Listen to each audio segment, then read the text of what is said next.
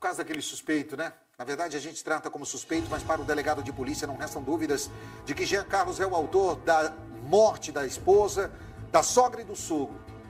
Um crime cometido a facadas, um crime bárbaro que chocou e causou muita revolta, principalmente pela brutalidade. Esse triplo homicídio completou um ano agora no dia 8. Até hoje, cercado de muitos mistérios. Os advogados de defesa contratados por Jean dizem que não foi encontrado marcas de sangue no carro e que, por isso, o exime de ser o autor das facadas. Não havia provas ou não há provas contundentes. Mas para o delegado que assumiu a delegacia regional na região, não restam dúvidas. São mais de 10 provas contundentes de que esse homem é o assassino da esposa e da irmã. Pela primeira vez, a filha do casal, irmã da esposa de Jean, falou com a nossa equipe e com a equipe do O Bendito. E ela fala que a mãe previa ser assassinada. Reportagem com o Evandro Mandadori e Elvis Marçal, exclusiva do Cidade Alerta para você. Coloca no ar. A Polícia Civil de Umuarama, diante de informações desencontradas e versões apresentadas pela defesa de Jean Michel, que é acusado de matar o sogro, a sogra e a própria companheira, organizou uma coletiva para esclarecer os fatos. Não é usual que a Polícia Civil faça uma manifestação pública depois de encerrado o inquérito policial, mas diante de informações inverídicas, que foram divulgadas aí pela defesa do acusado nesse caso, o Jean Michel, a Polícia Civil se sente na obrigação de esclarecer a população a verdade dos fatos. Completou um ano o crime que Jean Michel é apontado como assassino. Em agosto do ano passado, o empresário teria matado a companheira, Jaqueline Soares, o sogro, Antônio Soares, e a sogra, Helena Marra, na cidade de Umuarama. O crime aconteceu no domingo, por volta de 1 da tarde. Mas o assassinato só foi descoberto no dia seguinte pela empregada da família. Jean Michel foi preso no dia seguinte, após a polícia encontrar as primeiras pistas. Segundo o delegado, a defesa de Jean Michel começou a lançar informações que não condizem com a verdade, o que estaria levando a população ao erro. A Polícia Civil ela reafirma que o Jean Michel ele é sim o autor desse crime de triplo homicídio.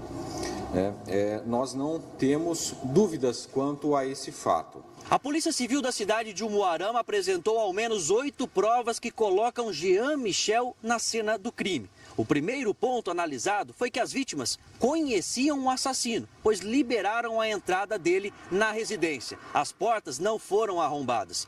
O segundo detalhe é que as joias e outros objetos de valor não foram levados, ou seja, o assassino não tinha a intenção de cometer um roubo seguido de morte. E o terceiro ponto seria a raiva que o assassino tinha com a filha, Jaqueline Soares, já que o sogro e a sogra morreram com um golpe de faca. E a Jaqueline com vários golpes, ou seja, o criminoso tinha a intenção de descontar a raiva em Jaqueline.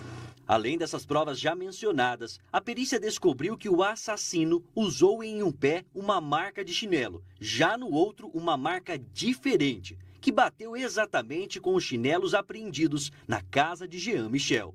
Quando a gente chega na casa do Jean Michel, a gente identifica que o par de chinelo que ele usa é cada um de uma marca, exatamente como estava na cena do crime.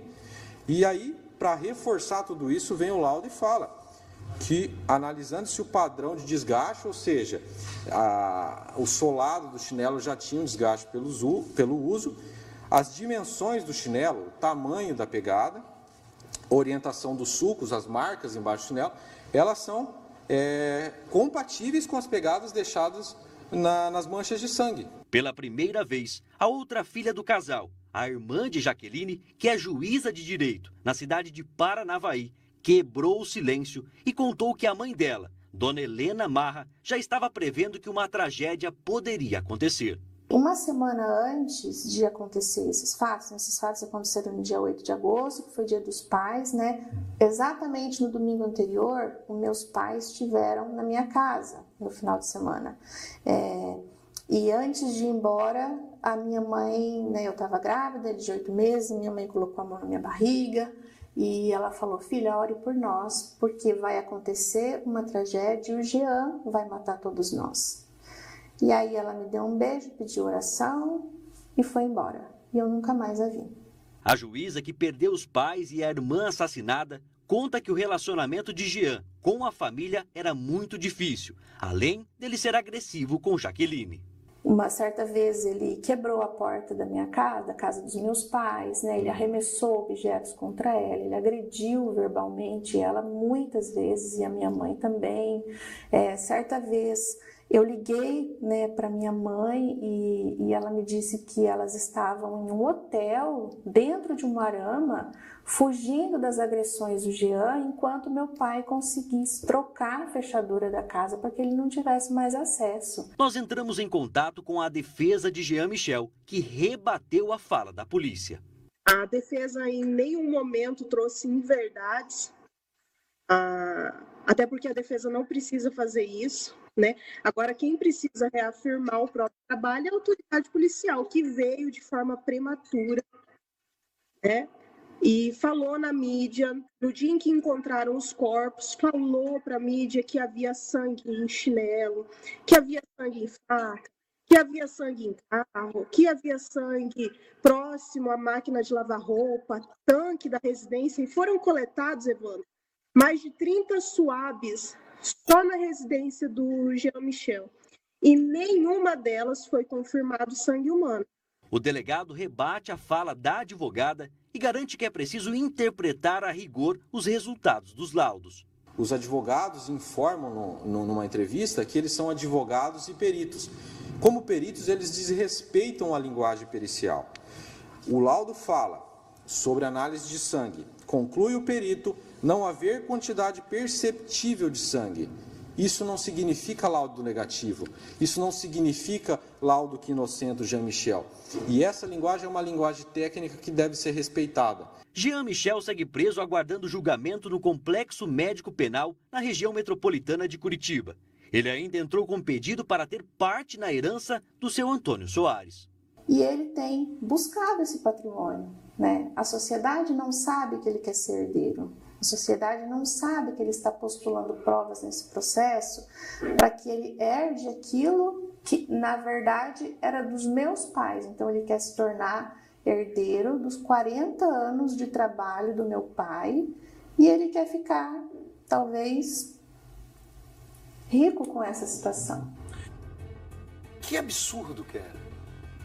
Cada dia mais eu estou perdendo a minha fé diante do que eu não poderia, que é a fé na justiça dos homens, não na divina.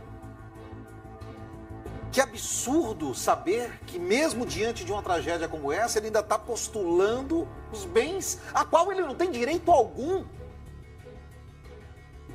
Porque ele era casado com a filha desse homem. Se alguém tem direito, é essa aqui. É a filha que sobreviveu.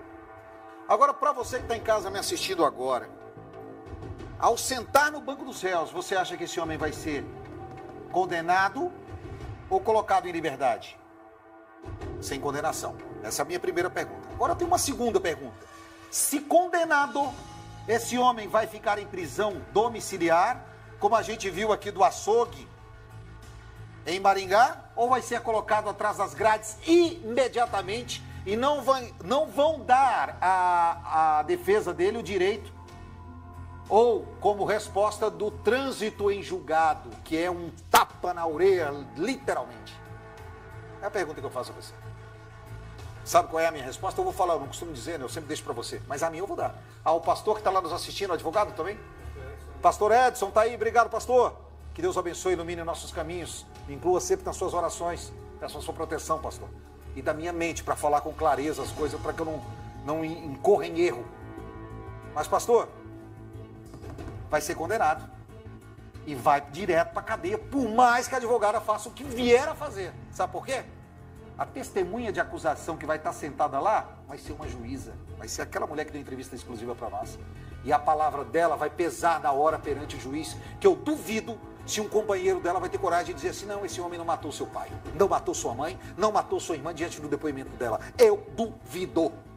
Mas o do açougue, 36 anos só. E a sentença? Pode ir para casa. Ainda não está o trânsito julgado. 2 pesos, 2 medidas. Pode escrever.